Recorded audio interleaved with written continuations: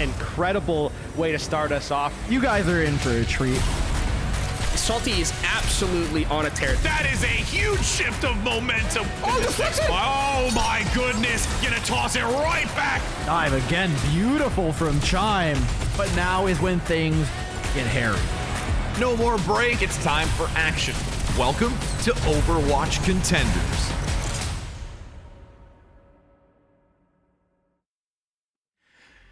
There's a party over here. And what kind of party? It's a dive party. That's right, Overwatch Operation Dive Party Contenders and OWL players fully excluded. So you do not find yourselves getting trucked, because you're going to be playing against people that you can find at your skill level for a $5,000 prize pool per region, July 5th through August 12th. Signups open now. Make sure that if you want to sign up, you do go to that overwatchleague.com / or uphill / out to pro. I'm gonna get that in there again for you. I'm gonna get that uphill for you. I just can't believe that's a real thing. We should do a caster team and then have Dogman coach us. I think that's what Absolutely.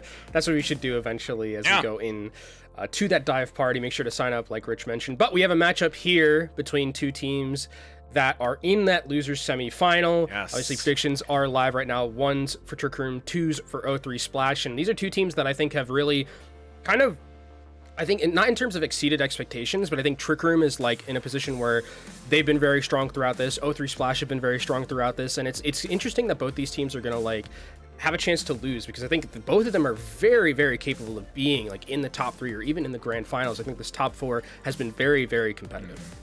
And we can take a look at the roster here for Trick Room, and piggybacking off of that, we didn't get to see it live on broadcast, but when we talk about a little bit earlier in the playoffs, Trick Room versus O3, they were at a map 5. They went the distance, and it was very, very long-winded and very combatant, and because these players are so proficient in what they do, and I've been really looking forward to seeing how this matchup's going to go once again, specifically kind of looking at how the DPS is.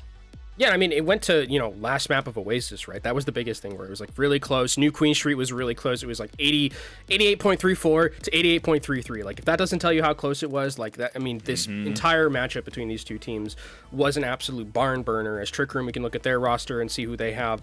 Obviously, I think a lot of these players don't need introductions, especially after the way that they performed during Pro-Am. But as we go through O3 Splash, this team, it's been interesting to watch this team in particular play, because I think that they have a lot of really good pieces. Cowman is someone you and I are very familiar with in terms of like collegiate and just casting him for so long. But Lukewarm is a player who I think is incredibly pivotal to O3 Splash's success, because we, in the interview that Lukewarm had last week, Lukewarm talked about how like, oh, I really just like compositions and like where I can just be the carry, right? And on the Sojourn in particular. And that is something that I think that O3 Splash relies on pretty heavily, is for Lukewarm to really, really have those pop-off moments. And, like he said, I wish I could just play Kovacs for a few hours, get into a Contenders game and just click heads, right? That's the biggest thing.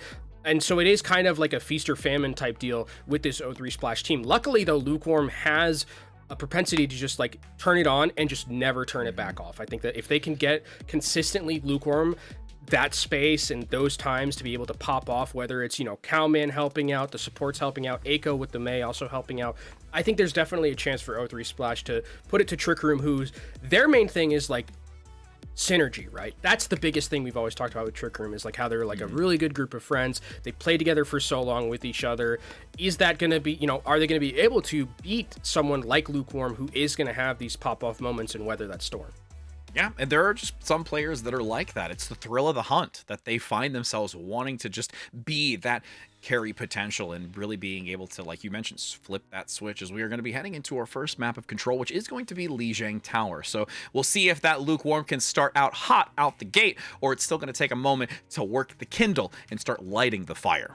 Now, this is where you would see Fair if you were going to see it, right? This is right? This is the map. So I mean, it is possible, especially when you have like, Aiko on the other side. I think Aiko is someone who plays a lot of Echo. That's something that we have to be looking out for as well as we go into this matchup, because I think Echo is starting to creep up a little bit in terms of the meta, especially on these control maps where you can have a lot of really good dive engages, that assassination potential with the dive, very effective. On the other side, though, for, Trick Room, I wonder what they're going to be opting in for, if it's going to be like more of that Reinhardt. I think on Control Center, I would definitely expect like Reinhardt to be the thing, because Trick Room hasn't really shown necessarily too much favor towards Ramatra compositions. It's mostly been infected piloting Reinhardt more so than anything. And not that the Reinhardt's bad, but like Ramatra kind of gives a little bit more utility than just like Reinhardt, big rectangle man, you know, charge in, fire strike. Big rectangle man, absolutely. Rectangle man, you just hold up the rectangle. It's okay. It's like the cardboard box, you know, all that kind of stuff. That skin that's is like so good. It's so good. It's wild that they're like bringing out this like demon Reinhardt, and it's just I'm just gonna use cardboard. Yeah, like, absolutely. You know what's funny is that would probably be the go-to cosplay thing for me because it's really low budget. It's very easy. Yeah, I can just get. Hey, at BlizzCon we can both do it, and then we can. Let's go. We'll be box Ryans. We'll be box Ryans. I'm so excited. But yes, as we're talking about excitement here before getting into this and us being in cosplay, which would be hilarious because cardboard boxes are fun. You can do 1 and 2, as we mentioned. Trick Room, number 1. O3 Splash, number 2. And you need to make sure that we get those predictions in so we can RDC if you might be able to get this one correct because the previous one, not so much. Yeah, I mean, you know, don't call out chat. They're not to be trifled with. You know, I give much love. I give much love. But I think again, going into this one, I think stylistically it'll be very interesting to see what these two teams, because I think Cowman is someone who is very versatile in his hero pool. And while Winston has been something that Cowman has like brought to the table, and it looks like okay, I think that the more they can trend away from the Winston, the better it's going to be for this O3 Splash team, because I think, you know, whether it's Ramatra, whether it's Sigma, even Diva, I think that's really where Cowman thrives. So if they are ever forced to play Winston, that's where I'd be a little bit worried for O3 Splash, because I think that is something that kind of like negates a lot of the value the team brings to the table. And as we enter in onto this first initial round, we will get Night Market. So there is a lot of aerial elevation to this where we can see, like you mentioned, that Pharah. You can really play to the windows, finding angles on those rockets. Also just being able to take space if you've already accumulated or gained the initial point. So that's something I'm going to be keeping a very watchful eye on. And again, time is still ticking. I know we don't have timeless here, but I'm still going to make some time comments. It was a legitimate one. They only have a matter of time so that they can get their results in. Make it stop. It's really not that bad, my friend. I mean, we've got more than enough time to talk about a lot of things getting into this because we just have to be effective with that because we're losing seconds by the minute. Think about that. I think I might just have you cast the rest of this by yourself and make all the time jokes you want. Make sure that you punch your time clock then. Oh my god. I'm sorry. Okay, we're going to get into this now. 10 seconds before these doors open, and we'll be able to get a full understanding of the composition that they want to bring to the table here and see who is going to be able to get this initial round of Night Market. I'm interested to see if they're going to be actually opting in for this. No, okay, it is going to be the Reinhardt. So this is like a very rush style of composition, very much favored towards Trick Room here, and they're going to just get onto the point. And this is where kind of like the Reinhardt really thrives, at just being able to stand here, you know, with that shield, being able to throw those fire strikes out and do a lot of poke. But O3 Splash have a lot of poke in their own right, and they have to respect on Trick Room's side the Hanzo and the Mei Icicles, because those could completely break open a fight. And Pummy has those turrets placed. You can see that they're attempting to get rid of them on entry. A lot of focus here on Defix as they just peek their way in. Nice shutdown early, though, onto Infected. They've lost that anchor, that frontline presence. The wall, unfortunately, doesn't really aid them. There is still at least some damage coming through from Boat in the back, but now with Hanbei gone, there's no assistance here with the supports. It's really just going to be Magic 8 Ball, and that will eventually go over to O3 Splash. Yeah, this was really good patience, and the best thing about this for O3 Splash is that Trick Room didn't get control of that point, so now they're kind of behind the 8 ball in terms of being able to re-engage onto this composition. Yes, they do have the Symmetra to kind of just TP back onto this point and maneuver around a bit, but I think O3 Splash played that really well in terms of just using that poke. Boat was forced out of Ice Block really early, and that meant that there was an opening for O3 Splash to try and engage a little bit, and they played around the turrets perfectly, and now Trick Room have to find a way to get back into this. You do have the TP available. Don't quite take it. Forces them to draw attention to it, to eliminate it. So it gives an opening for Trick Room to push in. Cowman getting a little overwhelmed, but Lukewarm finds an arrow, and there's a boop to send Boat to the bottom of the ocean. Or in this case, just the wayside over where the road is. So that's going to be 35%. That's the second boop that's actually fixed his hat on a really key target. The first fight, he booped Hanbei off the map, and this time boops Boat off the map, who was gonna have Blizzard. I mean, look at Boat, 93%. If Boat is in this fight a little bit longer, Blizzard is definitely gonna be there. So a really great pick for O3 Splash, and Trick Room now, with 4 ultimates, about to be 5 coming into this next fight, they're gonna have to really just use this entire bank. Teleporter again, active, not yet taking it. Amplification Matrix in, not quite angled most effectively, as there is an Annihilation that takes down Hanbei. Does not have enough coverage from Magic Mayfall with the sound barrier. There is a lockdown with the Blizzard from Boat, giving an opportunity for recovery here, and they do get rid of Neutral, who now isn't able to do too much, but Cowman, all right, comes in on the Ramatra, still putting down some weight. It's only a few percentage ticks for Trick Room, and it's still 0-3 splash. I mean, and Trick Room used basically everything in that fight, right? The biggest thing that they're going to have is that Reinhardt Shatter, and yes, it's going to be pretty easy to hit in terms of being able to just get past the shield of the Ramatra, but even if you get onto this point, you're going to have to be dealing with Echo's Blizzard, and that's not something you have anything to deal with. Nope. 10% now to go as we approach the final moments here for this first round of Night Market. Oh, Big that's pick good. up though for Pummy. That's the direction you need to go. Wall onto Infected, basically just swinging for free. Now under that as the Blizzard now comes in. Boat gets another. 2 are down. The Blizzard will be able to just, you know, be mitigated by the Immortality Field into the back position. 0-3 splash will not be able to take this easily towards the end, and Trick Room now has it. I think Echo, a little bit of desperation there, uses the Ice Block and then just tries to use that Blizzard to bring that fight back, but the entirety of Trick Room was ready for Echo to come out of that Ice Block, instantly kills him. That means there's no follow-up in 0-3 splash. 99% for them. Trick Room have to play the rest of this one out perfectly, but now these shatters are going to be even more deadly because you're walking into this. But Lukewarm takes down Boat. That's a huge pick. Turning up the heat, going from a 5 to a 9 on that stovetop as the shatter goes wide. No one's in range of the frontal cone. Infected now has to draw back, play the corner. Hanbei gets taken down by Lukewarm, who that blaze is sky high. 0-3 splash now going to be able to convert this back. The Dragon Strike is a Hail Mary in the backside by Pummy, unable to gain any value. And I would say that 0-3 splash is making some ripples in this first round. I mean, 0-3 splash, you're playing really fantastically. I think they really rotated effectively around like a lot of what they were trying to do on the other side, you know, from the perspective of Trick Room. And once they won that first fight, it felt like it was completely over because Trick Room was trying to re-engage, you know, with that Reinhardt composition, with the Symmetra, and it's usually hard. Like, those are compositions you want to kind of just like get onto point very quickly and hold more so than re-engage. So really well played from 0-3 splash with their rotations and their pick potential. As you can see, chat predictions 67% for Trick Room, 33% for 0-3 splash, so 2/3 again for Trick Room, and 0-3 splash coming to play though. We'll see if there's an upset once again, but that's long down the road of this winding adventure that we have in front of us. As you do see the adjustments now, Pummy opting to go onto the Sombra, whereas Lukewarm's going to come in with a Sojourn. Lukewarm on their trusty Sojourn. This is something that they're very well known for here. Ice Block forced out early though from Echo. Lukewarm's off the map though. Great boop from Mateball.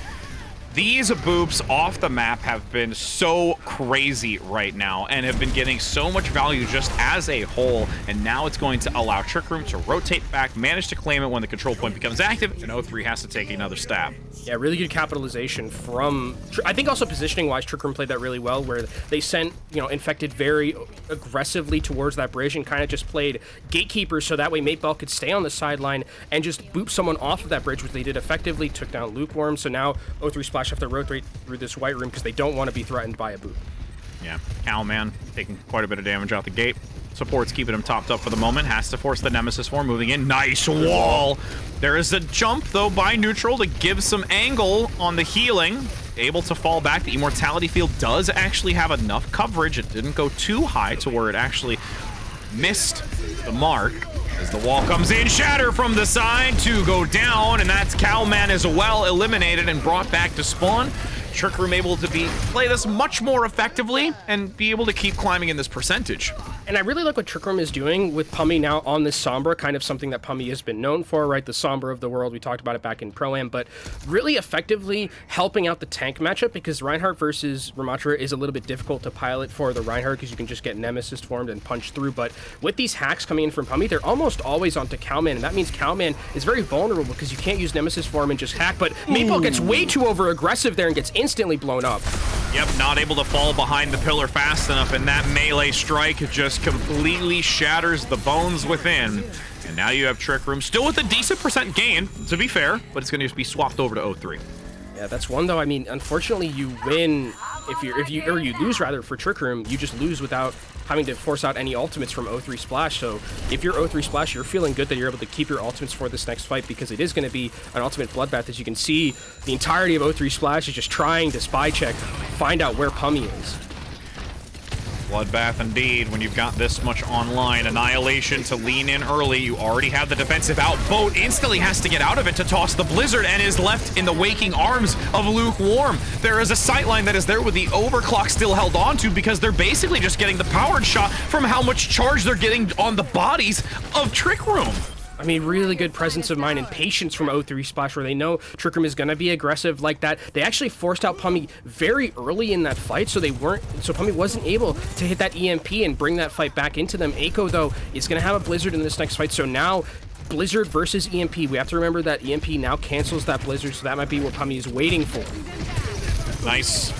Ooh, Fire Strike gets one to the amplification matrix, so you no longer have that extra movement. Neutral, though, with the amplification matrix of their own, looking for some value. Repositioned by Pummy in the back. Infected comes in up front, swinging the hammer for days, and we'll be able to take this back. And now with 27% still to go, O3 Splash is going to have one last shot. You can see how afraid Echo is to drop this Blizzard, because he knows that, like, EMP has to be available on the other side. And Echo, I mean, it's now the only thing that O3 Splash have to work with. So Trick Room have been playing mind games, Pummy specifically, really just being so patient with this and just making Echo continuously second guess if he should throw out this Blizzard. And now we're at 90%, and this is last fight territory. Trick Room have 3 ultimates to work with that are going to be very key. Deja vu moment from the positioning earlier. The Earth Shatter comes in, lands onto Lukewarm, goes for the pin. The boop buys some space, but it still lands into the wall. 2 now down. Cowman not here, present at all. The Blizzard is a hope and a prayer, because the EMP is gone, but there's no follow-up damage-wise for them to be able to turn this back. Trick Room now in the overtime lose 1, but they still have the numbers advantage. Fire Strike shall incinerate Neutral, and that will allow this to be a 1-to-1 round score, as there's still some leftovers from O3 Splash to try and keep this going.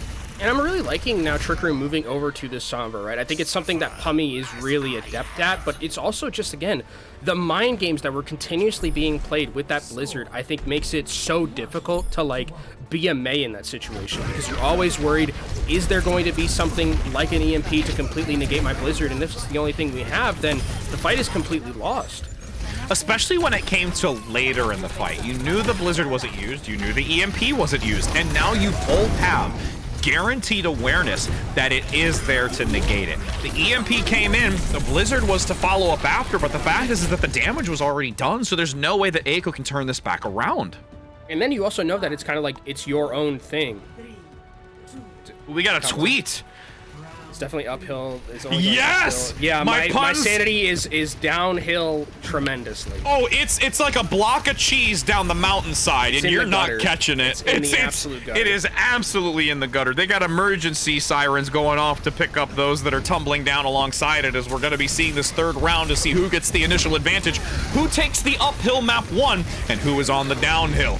As this initial fight blisters on, with Boat getting extremely low, having to be very cautious to stick close to Infected with that shield to give coverage, but Cowman up front still doing so much work with this. Hasn't really needed to play too defensively since the pressure is up front onto Infected. Boat goes down, but now with the aggression from Cowman, it leaves them vulnerable, and O3 Splash are able to actually make it through despite them losing their tank line.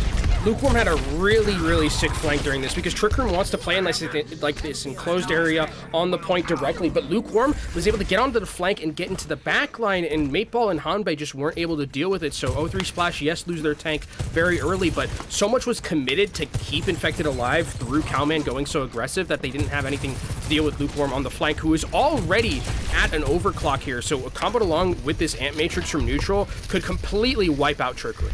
And the big thing, too, is Trick Room's going to want to have that Photon Barrier to potentially deny sightlines if the overclock is active, so they're very aware in how they want to play this with the Amplification Matrix already out to give that extra damage. Annihilation popped and going to really start chipping away, and Pummy unfortunately goes down. No ultimate available. Infected is locked within the globe prism of ice, and that will be a team kill here for O3 Splash. And again, you can see just how difficult it is for the Reinhardt to pilot against this Ramattra, because Infected stepped out of an area and was out of position for like 2 seconds, and then immediately got dove on by the Ramattra. They had to force Immortality Field and Sound Barrier just to save the Reinhardt, and they still lost that fight as the TP comes in, and here comes the Photon Barrier. Yep, dividing the room so they can take positional advantage, blocking a lot of the shots that can still come in from Lukewarm. Shatter, ready and waiting. Is there the opportunity? Vulnerable moments when doing so. They get the stun, but the wall is there. It doesn't give full value, but the Blizzard will shortly after. That is now Trick Room taking this and stopping at a 69% for 0-3. Trick Room with a nice engage there, using that teleporter effectively, and this is going to be a great position for Trick Room to be in, because now if you're Pummey, you get to set up all these turrets. You also have Boat with these walls that are going to be so difficult for 0-3 Splash to walk through. They're going to have to take the long rotation. I think they don't want to come through this enclosed area, and if they do, they have to be very, very careful. TP gives them a little bit of utility as well to escape that, so easy reposition from Infected as they look to maintain that neutral high ground up the stairway. Cowman rotating with Echo. Slow and methodical as Infected transitions towards that center column to still find some protection. Up top, though, Lukewarm have to be very cognizant of the damage that they can put out and the angle that they can take. Nice harassment, though, already from Magic Maypal up top and around the flanking position as Cowman goes in with those fists. Already has to pop the Nemesis early and use it defensively. Neutral gets a shutdown, as we've seen time before. Neutral on the support can do some significant damage, and that guarantees that 0-3 can take this back. And I like the idea for Maypal to go and try and deal with Lukewarm on the flank there, but if Maypal doesn't get that kill, yes, he forces, he forces out the Sojourn, but that means that he's not there in the fight to be able to speed the rest of the members away or into the fight, so they lose a little bit of that utility, and now Trick Room are going to have to re-engage again, potentially use something like that TP play that they used before. Photon Barrier should be available soon for Pummey. Oh, Lukewarm is down, though. Big opening. That's got to irk you so much as Lukewarm now no longer able to contribute that overclock. Numbers advantage playing forward. Annihilation to draw enough time so that you can get Lukewarm back into this. The Immortality Field has been expended. You have the defensive already used, but that is a Blizzard to lock down 2. Echo buys just enough alongside Cowman for Lukewarm to come in. Will the Photon Barrier be enough? Cowman is down. Trick Room still playing this corner. They do have a flanking angle from Lukewarm going onto the supports. Neutral comes in once again with the damage when necessary to give a helping hand to 0-3 Splash, wanting to secure that they gain this first map and are able to do so on Lijiang Tower.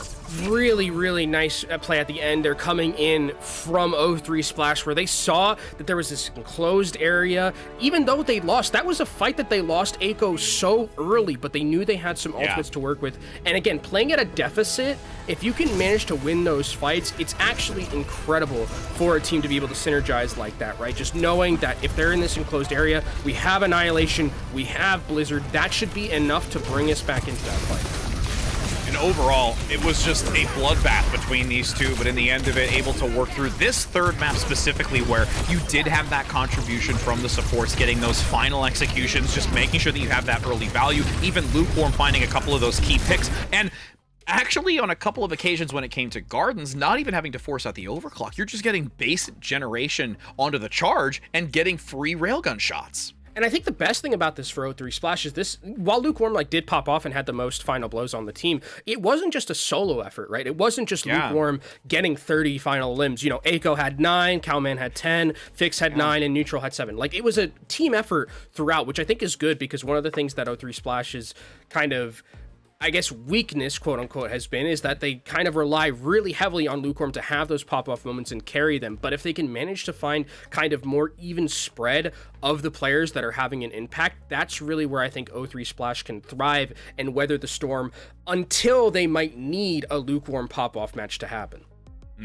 Just like we've seen time and time again, Wub had those moments earlier, and now you can see that here. But yes, having that unified front to work alongside Lukewarm and what they've been able to contribute is something you really want to see. And if you're ever going to see it happen, it's right now in this lower bracket, where this is a do or die situation where you do go home if you manage to not take this victory. So getting this early win out the gate is definitely a morale boost. Going to see how the changeup is as we shift into an alternative map type, though, which is where we now have to see how Trick Room is going to attempt counteracting it.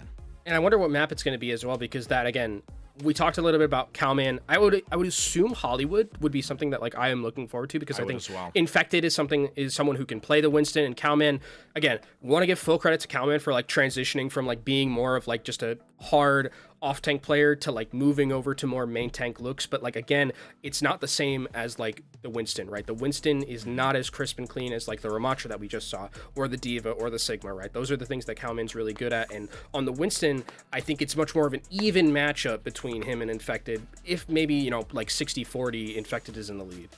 Yeah, and those subtle differences are going to matter. And again, with how the team coordination has been, despite, you know, the focus on Lukewarm that we did pitch the idea more specifically on in the roster review, I'm actually feeling really confident of how O3 Splash is going to go into this to really be able to match up against it. And yes, we've been, you know, also highlighting, and with us seeing Cowman for so very long, the amount of effort that they can bring into this, it is going to be something to really focus and fixate on, and seeing how they can take space, how they can manage that space, and then also really coordinate with the dive that we could potentially see, as we're still waiting on that confirmation, which we actually have, and it is Hollywood. So now I wonder, like when we talk about like the Winston compositions, right? This could also be a point where we do see the Diva. While it's not like as good, I think there's like Diva's like a very, you know, how should I put this? What's the word for like? Please. I guess, yeah, not delicate, but like it's very much like a hero that has a lot of discussion around her, in the sense that like there's some people who really like the Diva and some people who despise it, right? It's a very kind of like controversial hero at the moment. Yes, I think it's good at like counter diving and like peeling off of Winstons, but in a map like this where you kind of just need that instant just engagement to the high line and just like, or the high ground and just going in, I think it really, really favors you to have a Winston here. And I would expect Trick Room to run out on a composition like that, use the double flanker, you put Boat on Tracer, you put Pummy on Sombra. Those are all comforts, right? So that's something that I think that if you're Trick Room, makes sense that they're picking Hollywood for this map. Yeah, it has its peaks and valleys. I would definitely agree. And it's almost like this high risk, high reward as well, where you just have to try and find what's most optimal and value driven, because we've seen the Diva be punished. We've seen it not be able to gain the value I think that's ultimately necessary to take the fights when needed. It does give so much coverage to the back line, mitigation with the defense matrix, defense matrix, so that they can protect and keep them going if that dive comes in swiftly. But it's this ebb and flow that we really have to keep a watch for, as we are going to be heading into this map where we will be able to see how it unfolds, and if there is any unique selections when it comes to the DPS line, because we have seen both sides of this, where it is the Hanzo play, it is the Ashe play, but also a little bit of that backline harass, a combination with the Sombra and the Tracer. What is it? Start hitting on the yeah, let's congrats. go! You got it. That's all that matters. I think I'm gonna only use this skin. I mean, I'm a terrible Genji anyways, so, but at least I'll look good. See, I am a non-existent Genji player, and I will play hours upon hours in this skin and just probably have so many of my teammates rage at me. But if I at least get one kill with a blade in this specific skin, I will be the MVP. And I guarantee you, I will save that POTG that's just for me in my profile, because it's for sure not going to be the one of the game. If you want to show us your Genji Blade POTGs, hashtag OWPTP 2023. Yeah, you like how I rolled that one? I love in? it. Yeah, I want to see some Genji POTGs and make me just hate my attempt at playing Genji. But yes. Yeah. I think so. Here at the so obviously Trick Room is running what I talked about earlier, where it's kind of like this double flanker style dive with Infected. Interestingly enough, it is going to still be O3 Splash on the Ramatra composition, but Eiko is going to be on the Reaper. I actually really like this kind of little wrinkle for them, because it makes Infected's life on the dive so much more difficult. You can see big Bionate onto 2 out the gate, fix and neutral. We are able to recover, though, on this attack, rotating very effectively, actually, underneath, grabbing the health pack as well, so they can look for a re-entry. Reposition up top from Eiko, slept and whip-shotted out. As there is still, I think. Oh my goodness, yeah, because Cowman right now is running the supports down. Ravenous Vortex keeps them in there. They can't quite find a way out, and this is giving so much space for O3 Splash. I mean, they're just playing so well around this. Maple is actually taken down incredibly low and will eventually go down to lukewarm. These rotations from O3 Splash, I mean, absolutely picture perfect. I think this decision making from O3 Splash off the get, this felt like they had a complete read of what Trick Room was going to do. They're going to run out on Winston. Guess what? We're going to play Ramatra, Tracer, Reaper. And with like this rush style of backline with the Lucio Moira, that means that Infected is not allowed to dive onto our backline, just straight up, so we can have the advantage to rotate around as much as we want here. And then, if they ever do dive onto us, we have that ability to just completely blow you up. So it's a great start for O3 Splash. This is where it's going to be a little bit tricky, though, because High Ground is now in control of Trick Room, and an EMP is going to be available for Pummy. We'll see if that's able to stop the cart here, or O3 Splash is able to work their way through. As Infected waits to drop down. Vortex is no longer available, so Infected is free to maneuver between this high ground and low ground until it comes back online. This great overhead pan just shows exactly how they maneuver with the EMP landing, fix, shut down. Perfectly timed. You're falling into the vortex, but you still have some chances to hide around the saloon. You get outside of the radius so you can jump back up. This is actually still distance being gained by O3. They can't quite compete at the same level despite them leading in with that EMP. There is the Death Blossom from Echo, but a great denial. And while the focus is onto the Reaper, it's going to be lukewarm, swooping in the back line to give some assistance. Echo says, not today, friendo! I'm loving these rotations and just the positioning from O3 Splash. Even in a fight where they're just moving it constantly, Infected knows he can't stay on the cart because of the incoming damage, but the positioning of Neutral just to stay in that small area and just wait for the EMP and Coalescence to keep them alive, it's just so perfect. Ravenous Vortex denied Infected the jump as well, so they didn't have a clean of engagement onto that as the Annihilation comes out up front, pushing forward. This is going to easily take down Magic Maple, who has no coverage. The second support falls in line with Neutral getting the shutdown. And O3 Splash right now are absolutely running this map. I mean, this is just like, this is the closest equivalent I can see to like a chess match. Like this is literally just O3 Splash just like having the Millennium Eye from like Yu-Gi-Oh, from Pegasus. Like they know exactly where Trick Room is going to be. They know exactly how Trick Room is going to play, and they can see every single like card in the hand of Trick Room, and they're playing so perfectly against it. Welcome to the Splash Realm, Trick Room. As there's 4 minutes now to work with. Lukewarm into the back, continuing to harass. Vortex buys a little bit of space, so it gives them coverage to escape. Couple of ultimates, though, online. Pummy, specifically, hyper fixated onto how this EMP is going to contribute to recovering at this position. Gets 4. Bionade lands. What a recovery here! O3 Splash, for a sliver of time, is in a detriment, and then it's instantly recovered. Neutral manages to get the Coalescence to top everybody up as well, with Lukewarm going for the recall, and they just snuff this out. I mean, this is Pummy, by the way, that we're talking about, one of the best Sombras that we have in NA, if not the best, and the EMPs so far have just not hit paydirt whatsoever. How many times have you heard me say that? Pulse Bomb swing and a miss, unfortunately, as the rest of Trick Room comes out of the spawn with the advantage. Nano active, Infected forward. Lukewarm finds Pummy, who did at least get one out the gate here before being neutralized. But Lukewarm, as we said, wants to put the weight of the world on their shoulders, but unfortunately is not going to be able to carry it this time around, but still has 3 minutes to do so. So finally, like, they stopped the bleeding. They can take a deep breath because Trick Room was getting absolutely run on right there, but they put a tourniquet on. They're like, okay, finally we can start to hold a little bit longer. We have some long-range sightlines to work with as well, which is going to be great for the Kiriko, the Ana, and also this Hanzo pick from Pummy, but Trick Room don't have a lot of ultimates to work with, and Echo and Cowman, especially with the Lucio Moira, they can just rush into that backline, find a pick, and use their ultimates and instantly get kills. Boat does get some intel, though, as they maneuver across that high ground, so they are aware of it. As you can see, the Bionade land up top, even the jump coming in from Infected to try and harass. Echo gets the reposition in the doorway, but doesn't get logged instantly out of it because of the follow-through from Cowman up front. They're locked in this small space. The Annihilation is here, and you see the dive and reposition coming in from Infected, and Boat to keep that payload contested, but the picks are still coming through. O3 Splash are absolutely making tidal waves against Trick Room right now. It's an absolute just complete macro masterclass, I think, from this Trick Room, or from O3 Splash. Like, everything that they're doing is just so decisive, so effective. Trick Room always feels like they're off on the back end in a lot of these fights, like they're trying to just desperately make these counter dives, but it's just never working in O3 Splash on a map where I was worried. I was like, you know, can Cowman pilot the Winston effectively? O3 Splash are just saying, screw it. We don't need Winston. We're just going to play the Ramatra, and if you want to play Winston into us, we're just going to put Echo on Reaper, bring in a Lucio Moira, and your Winston isn't going to get any value, and Infected really didn't.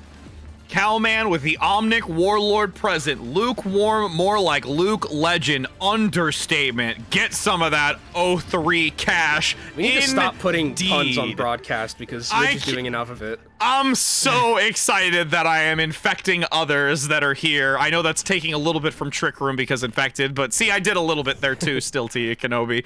Oh my. Yep, hashtag OWPTP2023. We are thrilled to be seeing all of your tweets and being able to talk about them on broadcast, continuing to do so, because right now, with the way that O3 Splash is playing, we might not get it too much longer at this. Yeah, I mean, get your Genji skins in now, because it's not looking pretty right now for Trick Room and how effective it's been for O3 Splash here moving forward, as Trick Room will be sticking onto the same composition in the end. But on the defensive end, it's going to be, again, I think this is a really good idea from O3 Splash's perspective to, you know, keep this composition, again, make it difficult for Infected to really decide when he wants to dive into that backline because of the fact that you have that Reaper. So it makes Trick Room play a little bit slower than they probably would like to.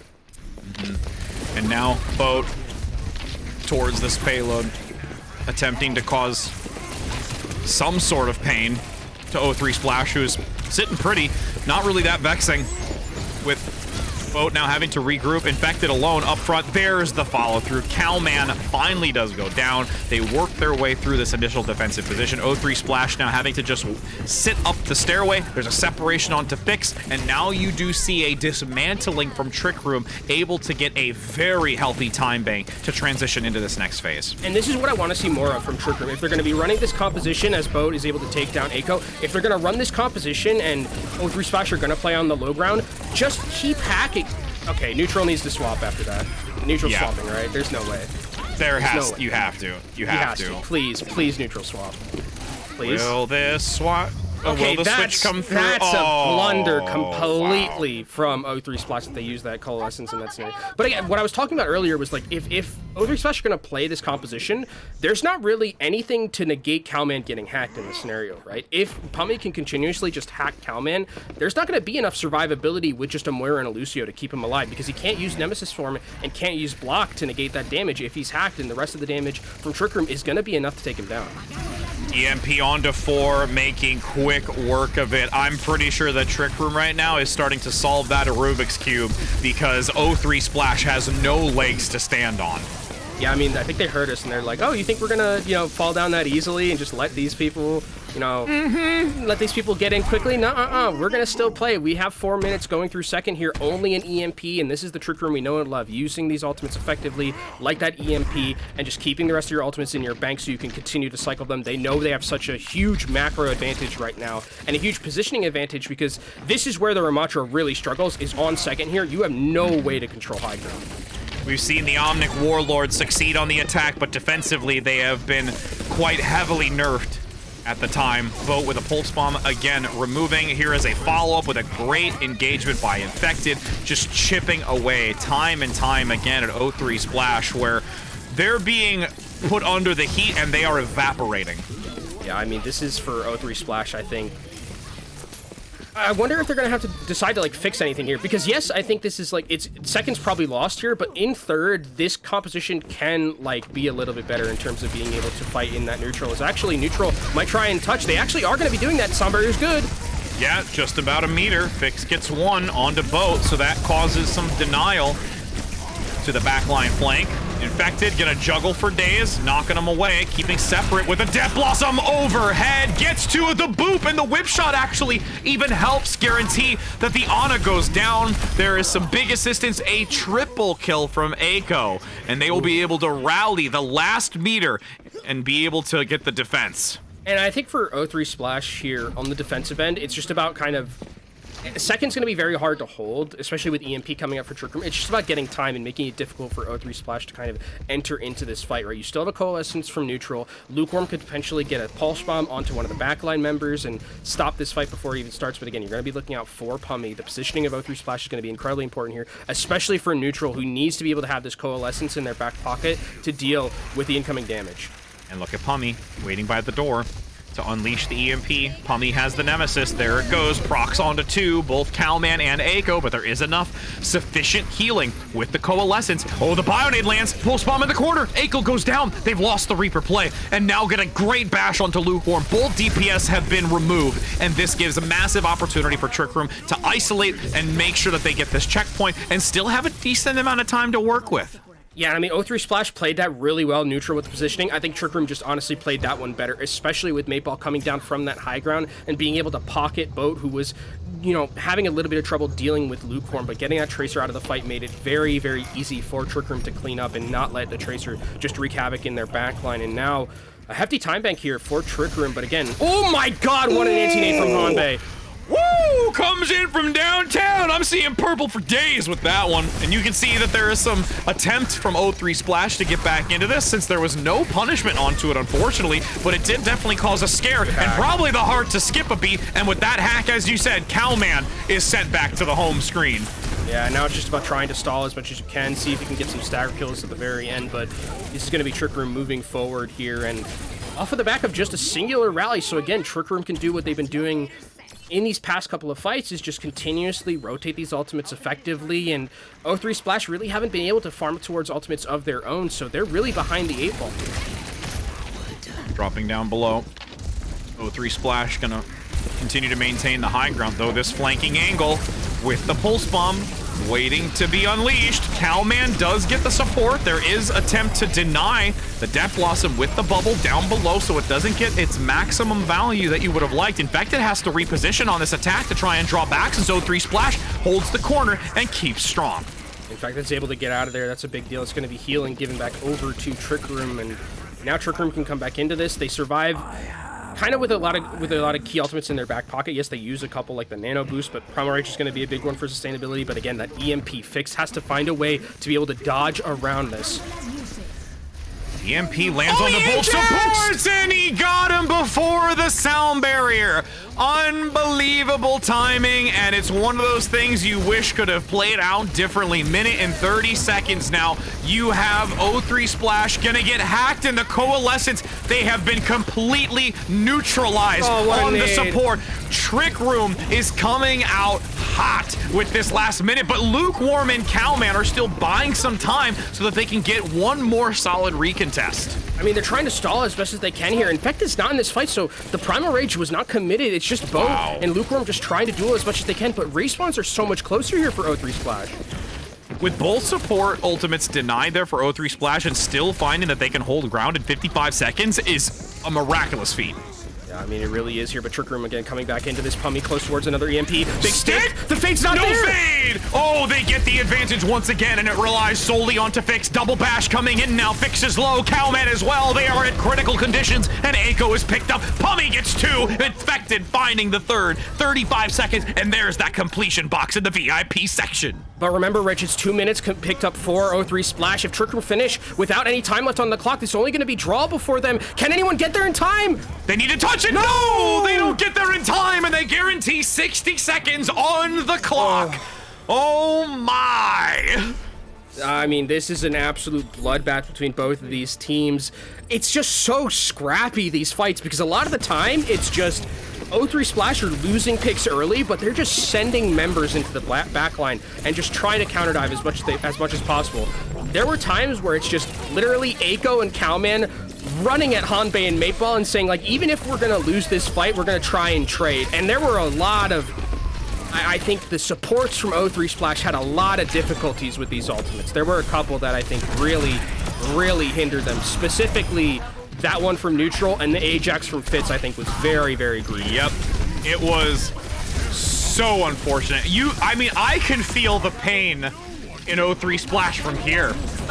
When you get completely, it's so rough. And then the stick onto the lacking of the fade, everything times out perfectly. It's just so well done, and they aren't able to get there fast enough to touch. Everything just falls perfectly few more seconds in line. Yeah, it would have been close, and they would have been able to stall. And probably, I mean, if they're stalling, they get to the last minute. But Trick Room are granted another chance at this. It is granted on attack, so they only have a minute to do work with. Let's see if they can find a pick in the early moments, or if Pummy, who is incredibly adept at farming towards the EMPs, if Pummy can find a way to get one early. Are they actually sticking? Okay, I was gonna ask if they were sticking on the sim, but they're not going to be able to do so. So Trick Room have to play this very carefully, because one pick could spell disaster for them. O3 Splash not switching their composition at all, sticking to their tried and true.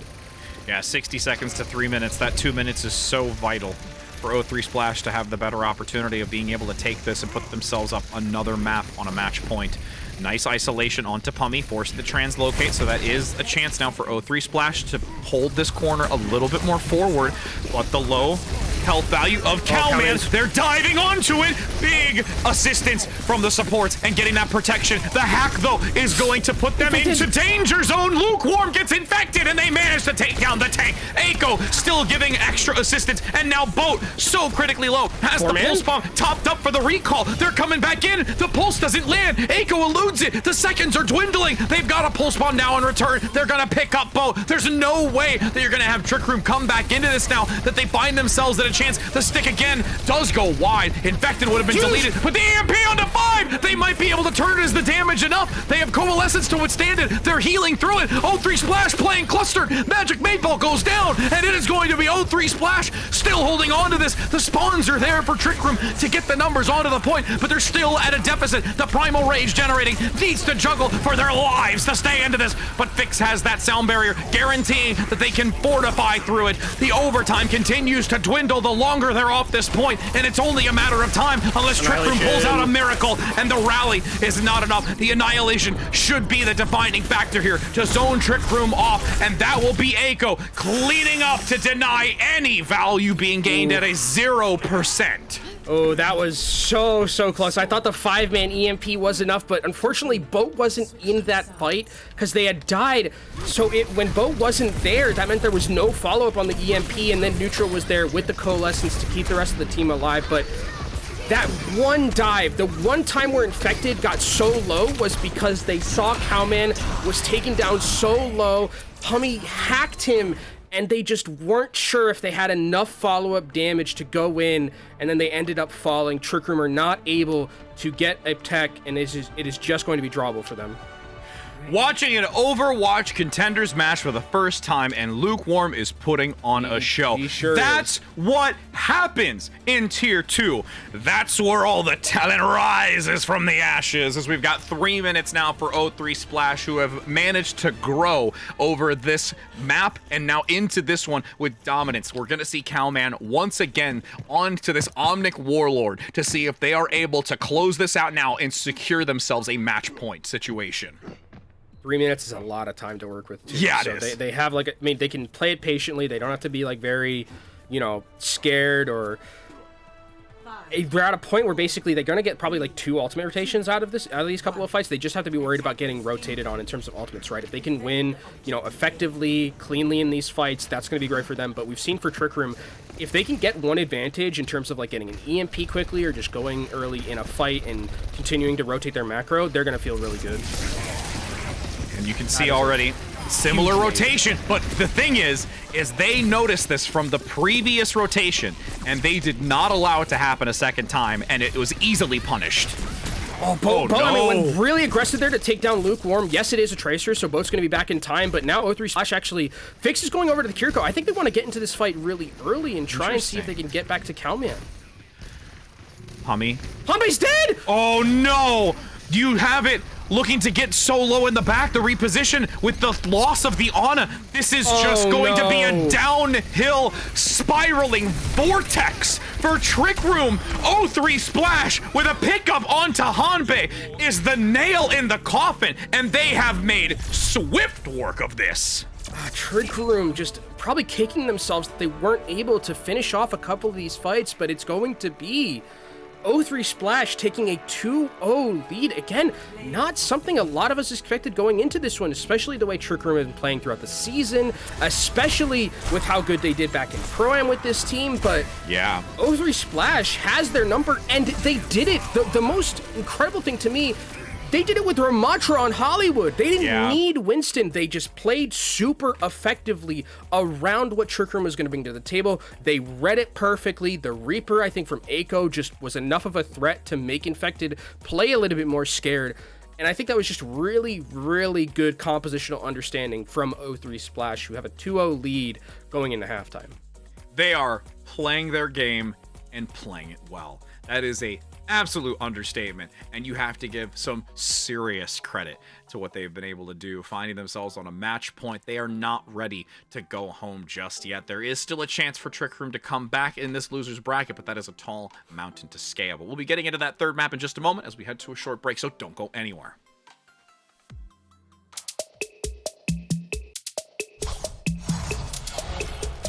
Are your Dragon Blades missing the mark? Do you want to go from a bad Genji to a pro Genji? Looking for that next big thing to rank up and improve your gameplay? Well, look no further than our brand new Overwatch Contenders Genji skin! With our exclusive custom-made hoodie, your Genji gameplay will automatically be taken up a notch. And you'll look more stylish as you team wipe fight after fight. Just look at that stitching.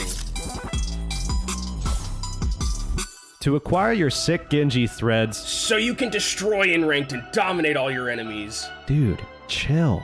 Sorry, man, I'm just getting into it. All you have to do is connect your Battle.net account to Twitch. After that, watching Overwatch Contenders will contribute to your drops progress. Letting you claim each magnificent offering, including the keen blade of Overwatch Contenders Genji.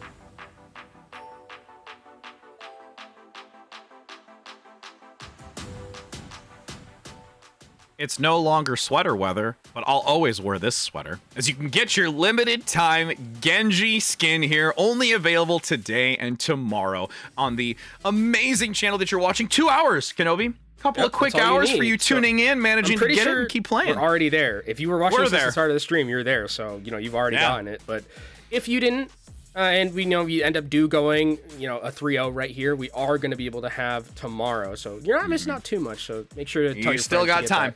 Yeah, make sure to tell your friends to get that Genji skin. But we have a bit of a situation here, Rich, between Trick Room and O3 Splash. O3 Splash up 2-0, beating Trick Room with a Ramatra comp on Hollywood, which is not something we say too often, but we do have our next map. It is going to be Havana, which is, I think, a good pick for Trick Room just by the virtue of the fact that, it's not Shambali, right? It's not Shambali.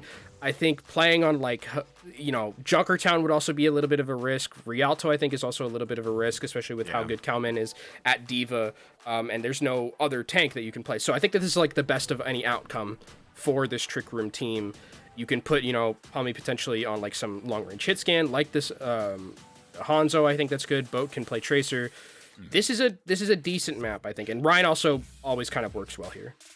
Yeah, when you take a look at the variables and what's presented, it is, I agree, the best option, because when we take a look at what happened on Shambali, it was a full completion, completely denied Trick Room, and it was their selection as well. So you don't want to revisit that. I think it's too much of a risk when you get into this lower bracket, since it is a do or die situation. So we'll see how it pans out, and there's going to be a lot riding on this to see if they can pull off a full reverse sweep, because that is the only hope that they have, being able to continue moving forward to try and face off against Saints. But O3 Splash has absolutely been putting on a performance, and we really have to commend them. And again, touching on it before we went to the break, playing their own game. They're not breaking or bending going into a composition that they don't necessarily play as strongly with, the Winston as a suggestion.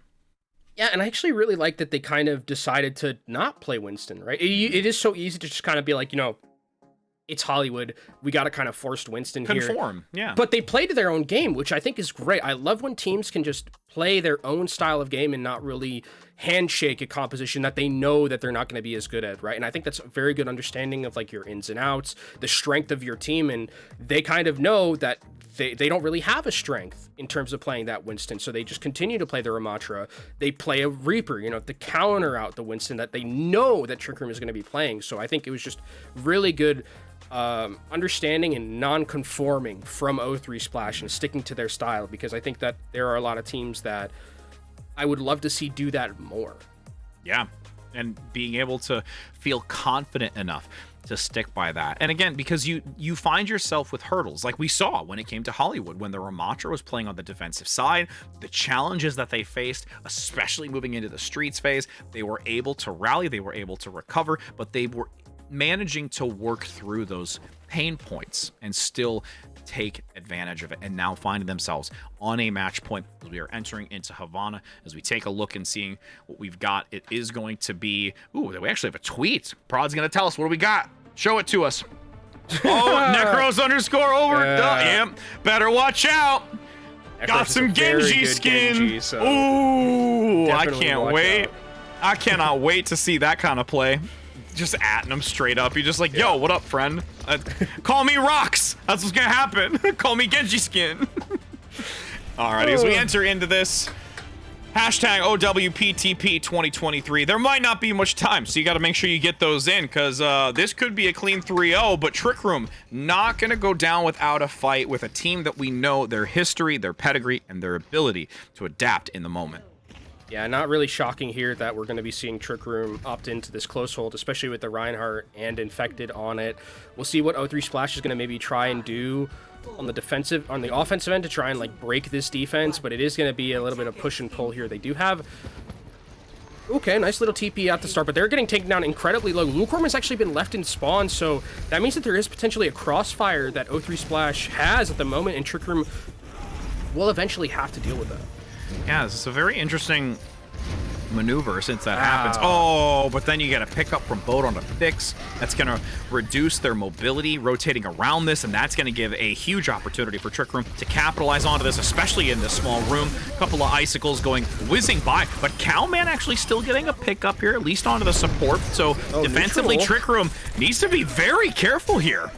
And I mean, this was good enough for O3 Splash to be able to just break that defensive hold. I mean, yes, they lost Fix really early, but I think that was a great kind of comeback from O3 Splash where they know, like, hey, we can just go in a little bit aggressively. Even if we're trading, we know we have somewhat of an advantage. So well played, I think, from O3 Splash there. But Hanbei was alive throughout a lot of that, pumping out a lot of healing, and is going to have Ant Matrix a little bit ahead of neutral. So this might be a tricky situation for Trick Room to be in. Nice boop, denying the charge onto Cowman, who did rotate back towards the payload. Wall comes in, separating Infected. Does actually skirt between the wall and the Icicle, so they're able to get out. Big damage, though. Nice recovery, though, from neutral with the Immortality Field, at least keeping Cowman alive for the necessary time to get back into this. 2 minutes and 30 seconds. A little bit of a more slow, methodical play. Oh! Big pickup by Lukewarm, though, and that gives major waves to start pushing into this. You have Lukewarm looking to continue getting some arrows onto the backside. Annihilation is going to guarantee that O3 Splash can continue to take space, but oh my gosh, sliver of hell. Look at how low Cowman is. I mean, it doesn't matter. He just had the Annihilation, and it was just doing so much work in that fight. Lukewarm, huge pick at the start onto Mateball, who just completely gets obliterated. And O3 Splash going to start moving forward here. A Blizzard was committed by Trick Room there too, but and Echo has one of their own. But the big thing is that Pummy has the Photon Barrier, so that shielding is going to be incredibly impactful. Nice TP. Oh, the separation. Infected down below. Goes for the shatter. Hits 3. Fix is instantly blown up. The Immortality Field is there, but they're so low, and there's no way to recover through it. That was a great engagement here from Trick Room, and they did commit the 2 only. Yeah, one of the things I love about Trick Room when they use this composition is just their creativity a little bit with the TP, right? Just TPing onto that high ground, forcing Lukewarm off of it, and then putting O3 Splash in a tricky situation where that Shatter was going to be one of the freest shatters Infected is ever going to get. So now O3 Splash, only a minute and a half left for them to work with. Yes, they have a huge ultimate bank. Mateball needs to find a way to get this sound barrier and get it in time to negate the damage coming in from either the Dragon Strike or that Blizzard. Lukewarm up top. Hit by the Fire Strike, but gonna get topped up here. Sticking close to Fix. Patience is a virtue now. Entering into this. A couple of shots again onto Lukewarm. A lot of pressure onto Lukewarm, actually. Does have the Dragon Strike available. Can't quite get some clean shots here. It's being very stifled for the moment. Hold supports. Lukewarm again gets picked up finally by Bo. And this consistent applied pressure onto Lukewarm is really becoming the challenge. And it's actually denying O3 Splash a confident way of entry here. Sound barrier active. Lukewarm attempting to get back as quickly as possible as the Blizzards are both contributed into this. Echo locked in for the moment. What a up and down flow of healing onto that, but Echo still being brought down. 30 seconds. A pin gonna come in from the left side, able to lock down Cowman up top. Lone does still survive for the moment as there's only 20 seconds to go. It's gonna have to be Trick Room cycling back into this. The shatter needs to be big here. Yeah, Cowman has the Annihilation as well, but they can't get shattered here. Misses, doesn't hit anyone. It's out of range. Lukewarm in the back is followed through on by Magic Mateball since there was an initial chip damage from the back line. The Annihilation from Cowman, the Immortality Field, and the Fists continuing to prevent that damage from getting a complete shutdown, but they're actually holding on to this. Trick Room now, in this dire moment, is able to just keep going and deny O3 Splash from even getting to this first checkpoint. Yeah, and now I think we can see why they picked this map out of all the maps, right? The Reinhardt working so well here. The shatters were Infected. That last one actually did manage to clip Lukewarm in the back, and the TP was perfect to follow up on that incoming damage, but really well played from Trick Room throughout a lot of these mid-fights here, and just holding the line, I think, was the biggest thing, right? O3 Splash, kind of for the first time in the series, looked like they were completely behind the 8 ball when it came to like using ultimates and like the macro. They seemed like they were just really behind. And I think it really just stemmed from the intro. Like, things were a little discombobulated. They got the couple of kills. There was no secured, like, guaranteed fight win. They drew back. It was just this weird kind of tempo control, and in doing so, they couldn't really find a footing for the remaining portion of this. Has to be the easiest. Yeah. I mean, hey, this is one way. This is how you start it, right? In a scenario like this, where you full hold, you get that momentum. Trick Room. I mean, it would be so awesome to see legendary. Them run on this. It would be their legendary. Comp.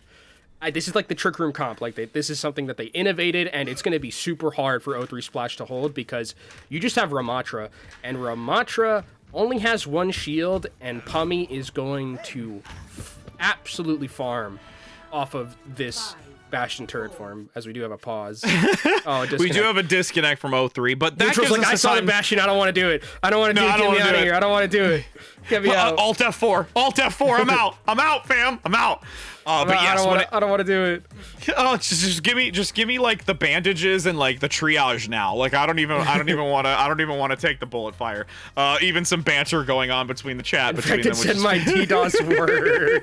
Yeah.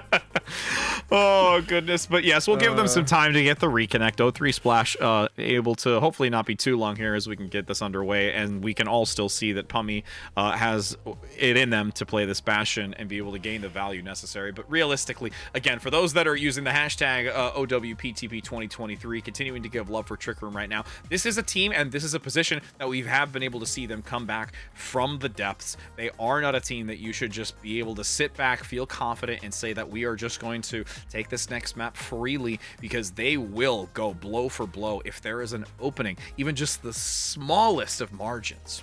Yeah, and I mean, one of the things about the composition that they run with this Bastion composition with the Mei, I think, is the synergy, right? And I think that's something that we've kind of not really lacked. I don't want to say that they've lacked synergy throughout the first two maps. It was just 03 Splash, I think, playing really well and countering a lot of what Trick Room wanted to do. But like here, it looks like they're just on one completely, right? The TP plays so consistent, right? They're just all going in at once, not really leaving any avenue for, you know, some shenanigans to happen with like an anti-nade or like a wall. They're just being very decisive. And that's the Trick Room that I know and love, is like when they're all operating as like a fighter pilot unit and just really, really being aggressive.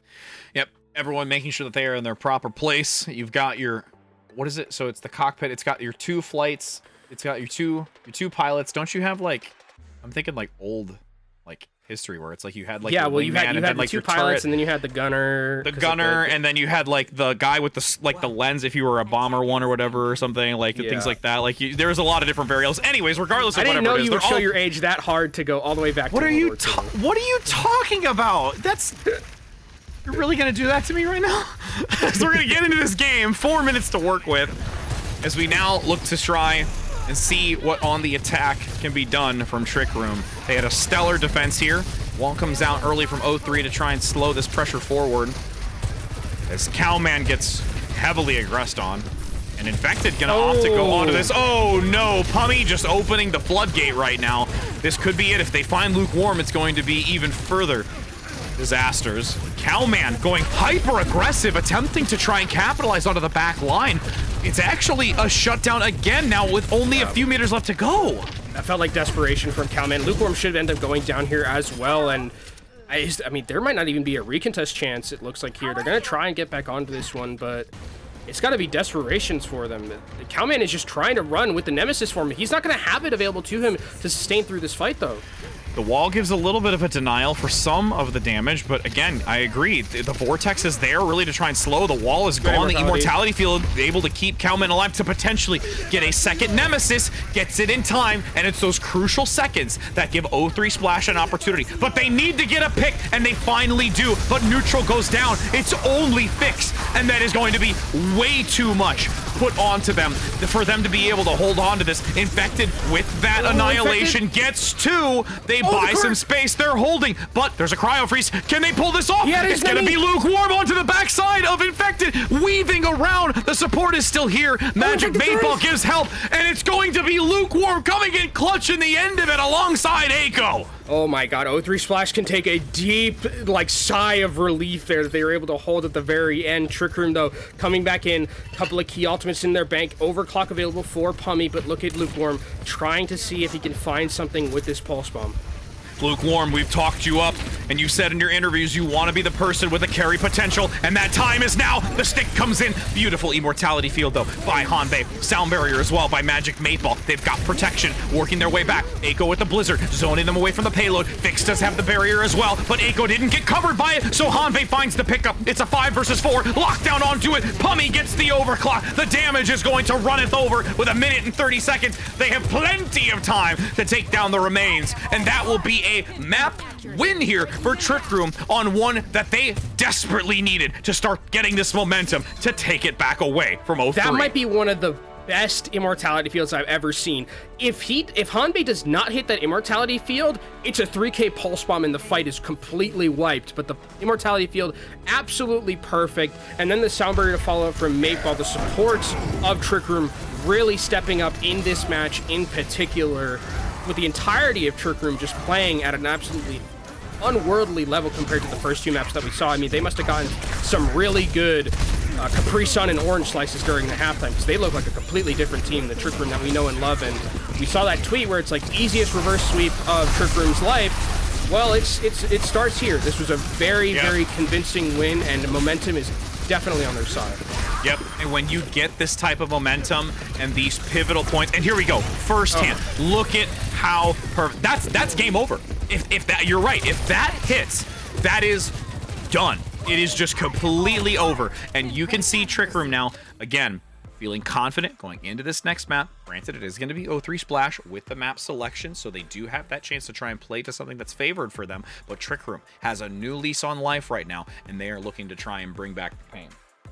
And I wonder where we're going to be going to in terms of the map, because I don't think that there's a push map where I'm really like, for Trick Room, I'm really thinking that they struggle on. Coliseum, like, not even Coliseum, because they can just play Reinhardt compositions. Like, a lot of them are really favored to their compositions. If they want to go to somewhere like, I think New Queen Street would be where I think you could go if you're O3 Splash, but also then you're giving an out for that team to play Double Flanker. And Double Flanker is a lot more effective on New Queen Street, especially if O3 Splash wants to run like Reaper.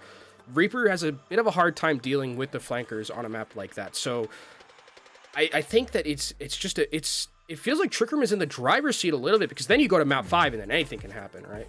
Yeah, anything happens there. Well, I mean, New Queen Street, we have to touch on the significance of how actually close it was. It was a tenth of a meter. Like, when you look at it, it was 88.34 meters victory to Trick Room to 88.33. It was like an overtime last push. Insane. Like, that's how it was literally an overtime last push. And I mean, literally cannot get any closer.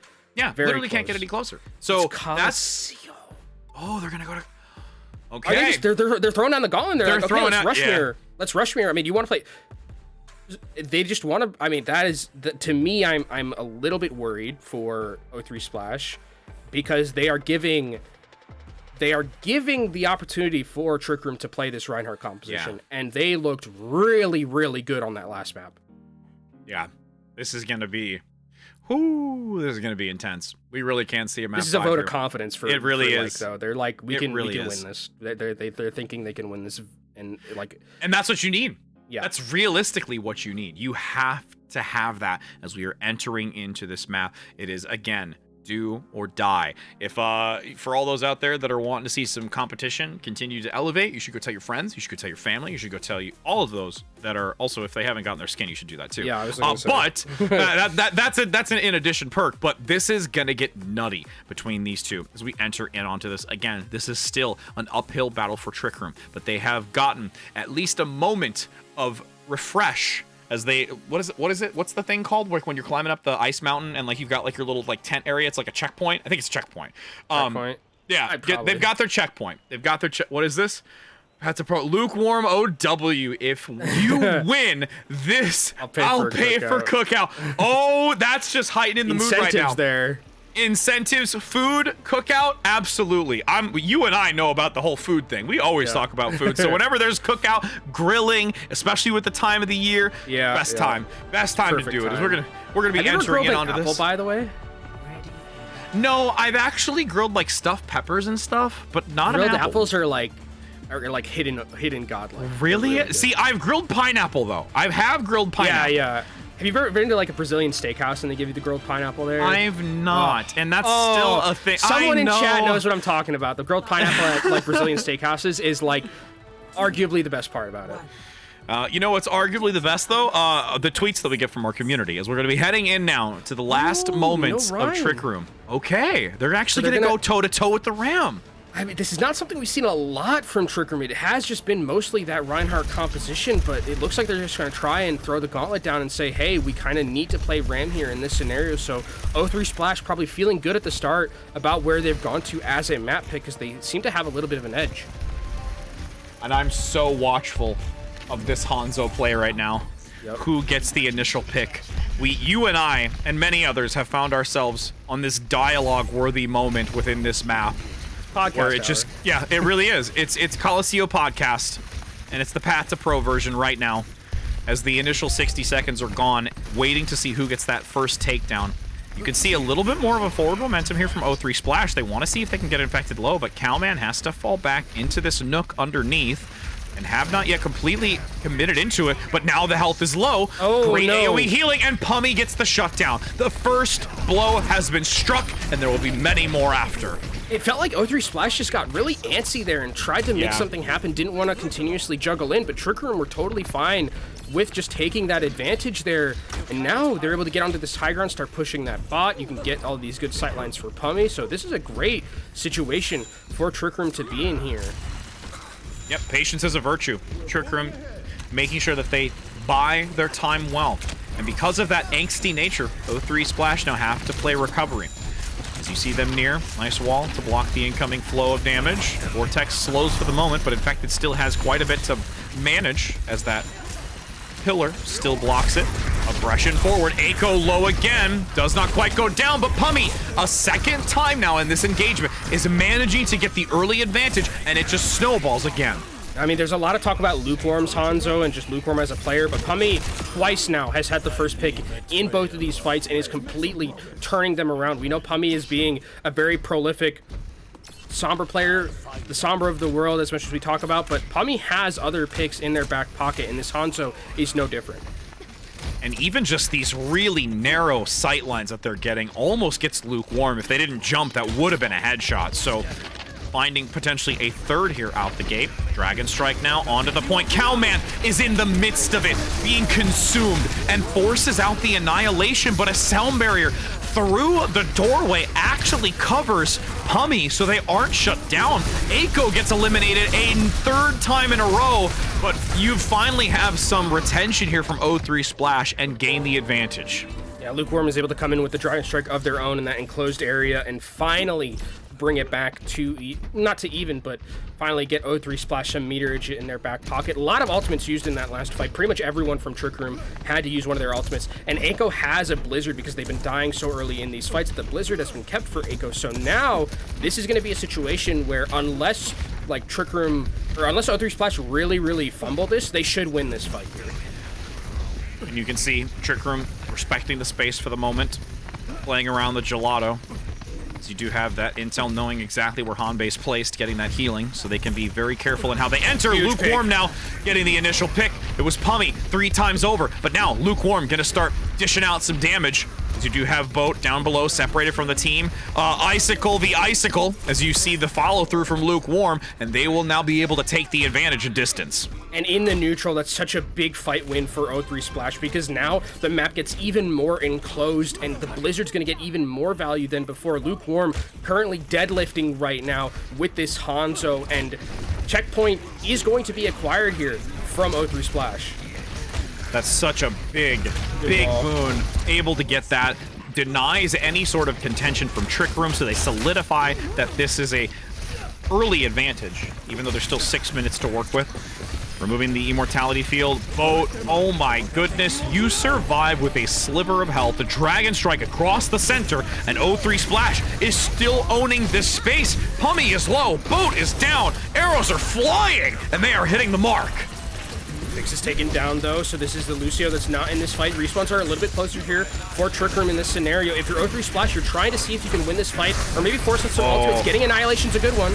Yep, Vortex gonna slow them for the moment, but there is still a lot of applied pressure with that Annihilation active. Hanbei, so low, but gets crippled, shut down, and there's another takedown. Again, this Dragon Strike comes in from spawn from Pummy as a desperate play, and it's still accumulating distance. And that's 2 ultimates from Trick Room that get absolutely no value whatsoever. They don't win that fight, so now O3 Splash continue to get this meterage up and moving forward. Fix is also going to have time to potentially get towards a sound barrier to match the one coming in from Maple. Slow hesitation on this. Nice wall, causing some disruption to Lukewarm. Now with the Blizzard active, it's a instant change of positioning, but unfortunately Cowman gets locked down, overwhelmed, and this is just going to be O3 Splash saying, hey, we'll give it up, we're going to just reset. Yeah, just got to retreat him, and you get the Blizzard out, which is a big cooldown. You're able to come back into this one eventually. You know, in the neutral here in this enclosed area, I think this is probably where they're going to try and fight, especially with the close ones that they have. And O3 Splash, both support ultimates available for them. Hanbei coming up towards an Ant Matrix, so Trick Room should have both of theirs as well. You can see chip damage coming in onto either tank. Up top, the high ground still being managed. You can see that neutral does have the amplification matrix active for the extra damage. Immortality field was forced though. Trick Room comes in with magic 8-Ball's barrier.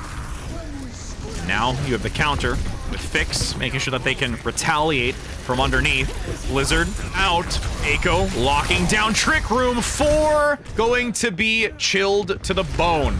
And you will have Cowman able to shut him down with those fists. I mean, Fix did Ajax earlier, but this time, really good patience with the sound barrier. Leading to, like, the perfect moment where all of the ultimates had been worn down from Trick Room, and then he knew that he could just use that ultimate effectively, have the sustainability, comboed along with that Blizzard, and it was an easy fight win for O3 Splash. We're going to start moving the bot back forward again. And look, Annihilation available for Cowman. Oh, but Neutral's taken down. That's basically all the healing. Lucio cannot heal throughout all of this, and now it's just about trying to stall the bot as much as you can. Yep, Cowman gonna go Nemesis instantly to make sure. Cryo Freeze as well, coming out from Echo. They're just gonna look to get another roughly, like, I would say 20, 30 seconds off. We'll be able to come back, go to the neutral. Yeah, but now this is a very scary situation for O3 Splash because Trick Room, with that fight just in a neutral win like that, they're able to farm towards a lot of key ultimates because it was just about stalling that cart, so O3 Splash gave up a lot of ultimate charge, so Blizzard's going to be there, Annihilation's going to be there. This is going to be a great position for Trick Room to be in, and they're going to need to string together a couple of these fights because they have to get the checkpoint, and they have to start moving it through that second phase. I just gotta say, that was the cleanest pan I've ever seen from our prod and observers. So we now look to get back into this lukewarm up top. Diving down below, repositioning, nice overhead damage. Neutral gets boat, and they are now with 2 minutes looking to secure that they are moving on in this loser's bracket to face off against Saints. Echo might have gotten that kill, but that was all lukewarm with the incoming damage from those Storm Arrows. Absolutely obliterated the health bars, and Trick Room again, in a fight where it seemed like they had an advantage. O3 Splash just make the first move, and Trick Room aren't able to use their ultimate advantage that they had, so now we just go back into the neutral here. 2 minutes left for both of these teams. O3 Splash in a great position with the bot on the other side of the map, but again, they have to be worried about this incoming Blizzard, and they're actually just gonna, waste time, just try and poke and prod and force Trick Room to use those ultimates if they want to get progress on the bot. A pick needs to come through, as you saw earlier. Boat was able to make a miraculous one to gain the advantage, but it has to happen again. Hanbei goes down. Again? Lukewarm gets the pick that is absolutely necessary to put this in to critical mass, where you now have Trick Room, unfortunately, committing so much into this. The Annihilation, they even are not yet near that sound barrier, and this is going to be O3 Splash guaranteeing that they can bring it all the way up to the barricade once again. Oh, and Infected is taken down incredibly low. Will be healed up, though, by Hanbei eventually. Does not have the Nemesis form for a little bit here, but I love what O3 Splash is doing. Again, they're not really just like, being too aggressive, right? They're just taking the bot, moving it back forward, and just continuously wasting time. This is great macro understanding of what you need to be able to win the map and play with the lead that you have. 50 seconds. Cowman annihilates. Boat low. Blizzard is active. Infected at least gets one. The advantage favoring them for the first time in quite a while this heavily. But now with the initial picks coming through, they've committed 2 ultimates. And Pummy on this Sojourn needs to bring value. Yeah, I think Pummy has decided that they need a little bit more upfront damage and carry potential. Just not able to match up at the Hanzo that Lukewarm is playing at just yet, but it's do or die right now for Trick Room. They're going to have to get this checkpoint, and they're going to have to win a couple of fights after that, and they only have 15 seconds left. It's had to be perfect from here on out. They cannot let Lukewarm get a random pick like this on the side. And they're sitting ducks underneath this bridgeway. It's so challenging as you continue to see multiple angles of damage. Pummy going in aggressively for the shots onto Lukewarm. They can't quite take it. Pummy gets the shot as they divert just past that bulletin board. And now Pummy down below, covered, needs to find these rail shots as they continue to grow for the charge. It is one of many that has to happen. The overtime is now active, and everything's on their shoulders. Hanbei got taken down, though. That's huge. That means that there's no Baptiste in this fight, so yes, it's going to be a checkpoint, but there's not going to be any healing. They need to somehow find a way to get Hanbei back into this fight. They need to buy enough time with Infected's Annihilation and Pummy with this overclock to give space to Boat to get the Blizzard. Everything has to fall in line to deny this. Coverage for the moment. If there is a shot that... They can't stand in the open. They can't dare to stand in the open here. Oh, they're so worried. Oh, he doesn't hit the shot. That means there's no rail yet. And now O3 Splash are going to come back in. Ant Matrix. Nice wall for the moment. The Blizzard from Echo is a massive win condition here to try and hold them around this corner since they have to play clustered together in this narrow avenue. Blizzard gonna be active. Annihilation is out. Infected pumping damage. Is there enough to withstand it? Neutral gets the shutdown. Lukewarm finds Pummy, gains the revenge. O3 Splash has come out with a vengeance as they were not able to take the win the first time in the 5th map. But here they will do one better with one less map and continue on through this loser's bracket to face off against Saints. O3 Splash vanquish Trick Room.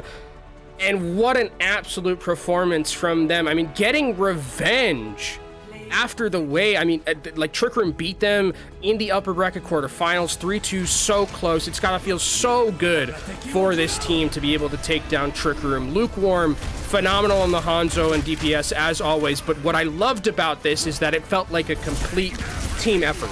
This didn't feel like it was, for most of it, it didn't feel like it was just, you know, let Lukewarm cook and just have that be our win condition completely.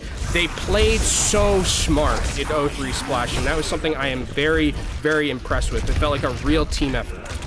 And that's what really holds true and allows them to get this win, and it's so commendable. And again, we saw Timeless be able to perform moving forward, one that nobody expected. Same thing here. O3 Splash, the underdog in comparison to predictions, and the ones that we didn't think would be able to take this, but have really been able to step up. And such a wonderful, well-rounded, just group of individuals now finding themselves at one more opportunity to come back into that upper side.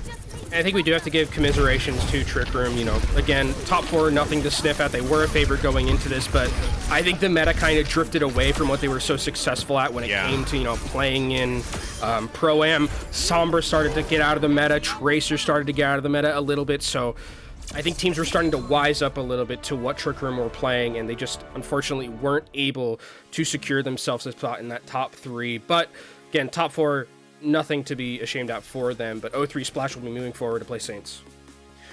Just, it's almost like this sigh of relief for them. Like, I feel that there has been so much elevation from these groups of individuals to be able to compete against us. And like you said, the top 4 have been a collective group of such competitive players, and it has really been a treat to watch so far. But as we do see them moving on, we are going to head to a short break before getting an interview underway to see how they're feeling after that win. Tracer has quickly become one of the most popular heroes in high-level Overwatch 2. It takes insane mechanical skill, cerebral game sense, and ice in your veins to make impact plays with her, but these players make it look easy. Maimon and Vestal are just playing off of each other perfectly. W Maimon, by the way, found one who built that Transcendent. And a pulse bomb connects onto both Fuki and Turkey. W Maimon on this map on Havana truly has been next level. And just as their eyes glance away, a pulse bomb connects to the back of their head. Kanale and Cookie hit the dirt. Rocket trying. Rocket could be a hero in moments like these. Rocket saved the day again! Rocket's gonna chase him out too. Oh, and he Tracer gaps him. Yeah, Rocket's that guy right now.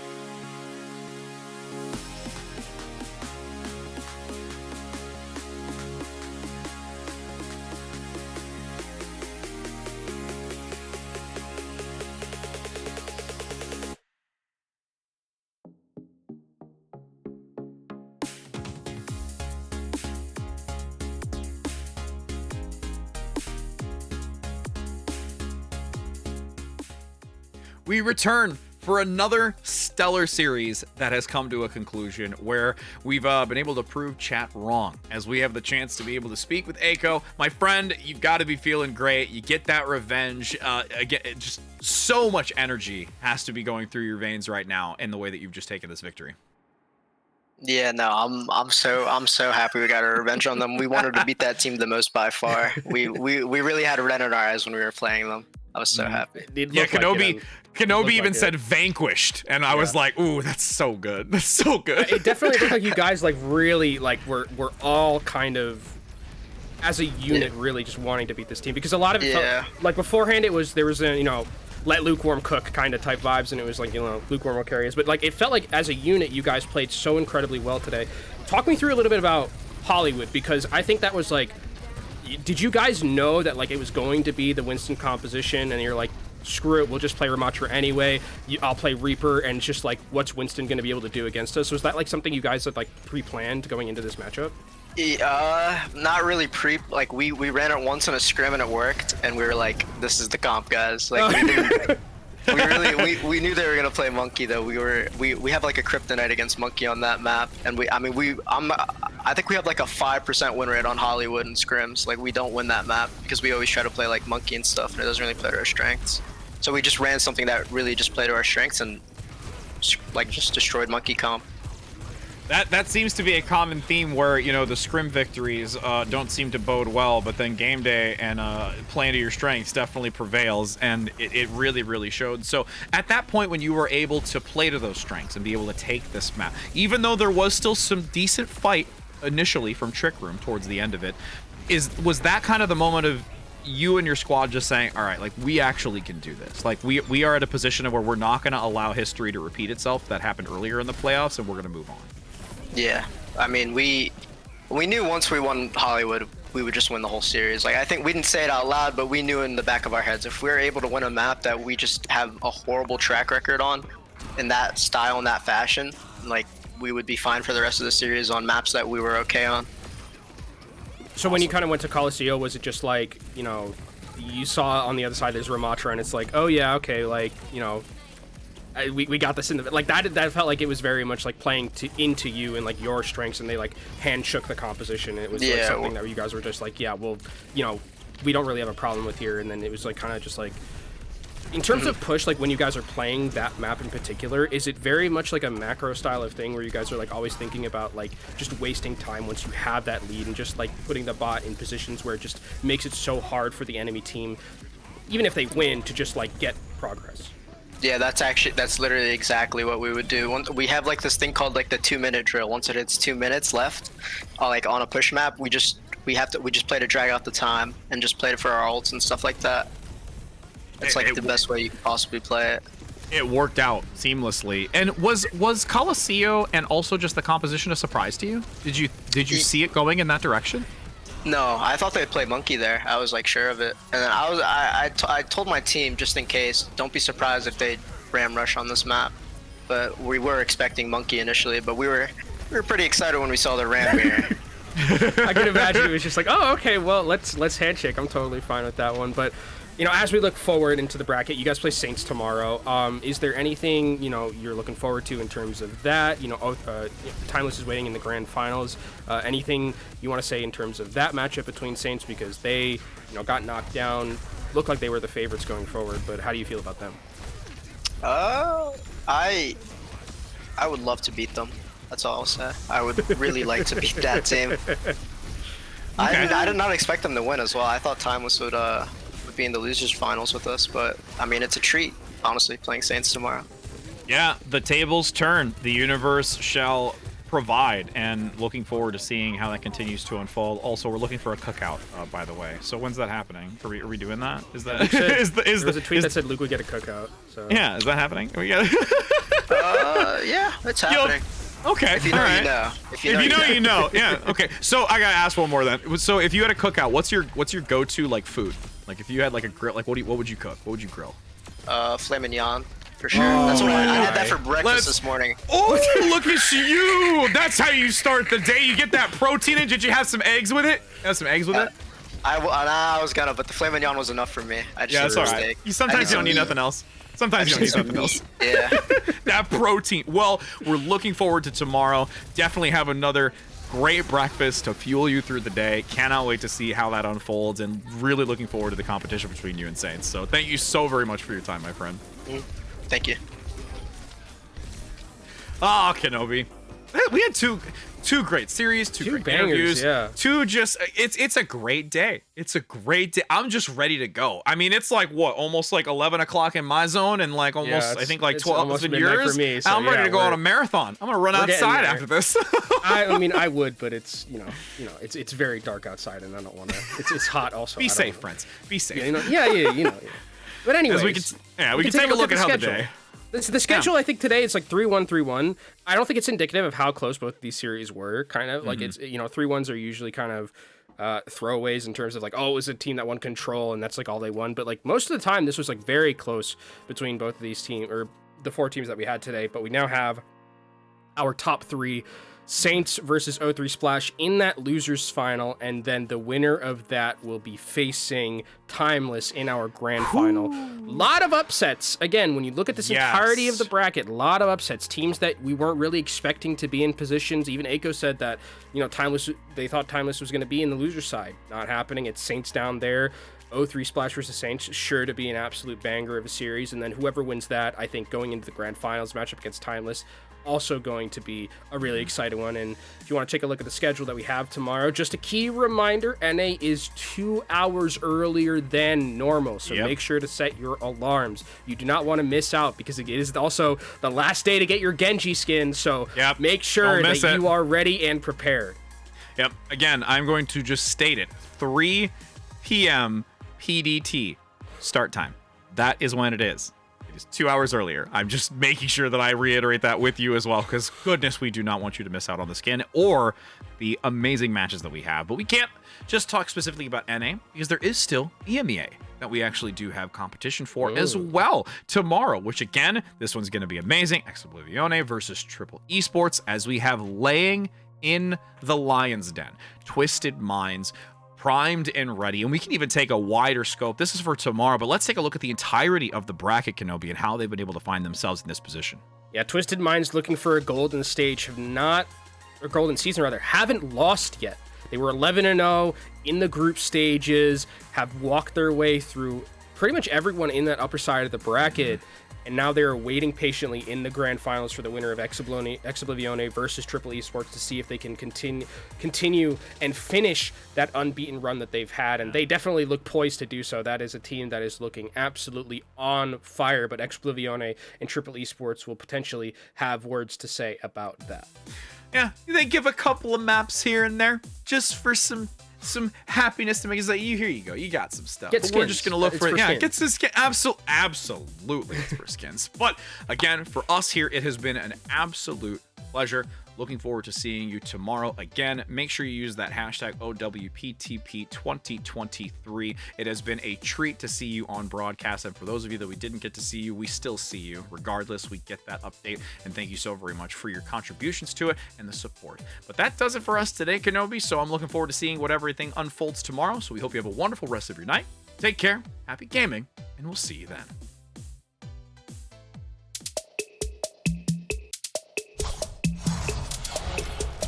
Are your Dragon Blades missing the mark?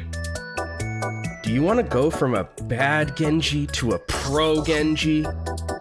Looking for that next big thing to rank up and improve your gameplay? Well, look no further than our brand new Overwatch Contenders Genji skin! With our exclusive custom-made hoodie, your Genji gameplay will automatically be taken up a notch. And you'll look more stylish as you team wipe fight after fight. Just look at that stitching. To acquire your sick Genji threads, so you can destroy in ranked and dominate all your enemies. Dude, chill. Sorry, man, I'm just getting into it. All you have to do is connect your Battle.net account to Twitch. After that, watching Overwatch Contenders will contribute to your drops progress, letting you claim each magnificent offering, including the keen blade of Overwatch Contenders Genji.